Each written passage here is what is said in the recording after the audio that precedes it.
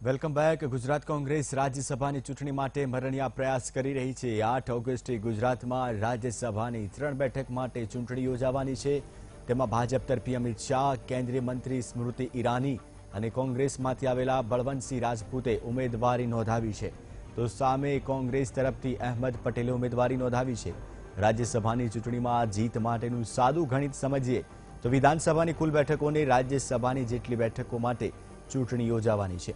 તેમાં એક ઉમેરી ભાગી દઈએ એટલે જે આંકડો આવે તેમાં ફરી પાછો એક ઉમેરીએ અને જે જવાબ આવે તેટલા મત કોઈપણ પાર્ટીને જોઈએ। ગુજરાતમાં વિધાનસભાની કુલ 182 બેઠકો છે, જેમાંથી 6 ધારાસભ્યોએ રાજીનામા આપ્યા છે, એટલે કે 176 ધારાસભ્યો બચ્યા।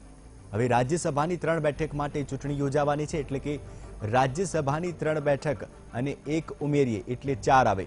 હવે 176 ભાગ્યા 4 કરીએ એટલે 44 આવે અને તેમાં એક ઉમેરીએ એટલે 45 જવાબ આવે છે। ગુજરાતમાં ભાજપ કે કોંગ્રેસને રાજ્યસભામાં જવા માટે 45 મતની જરૂર છે। ભાજપ પાસે હાલ 120 મત છે, જેથી 2 બેઠક પર તો ભાજપની જીત પાકી છે, પરંતુ એક બેઠક માટે હજુ 15 મતની જરૂર છે। તો સામે કોંગ્રેસ પાસે હાલ 51 ધારાસભ્યો બચ્યા છે।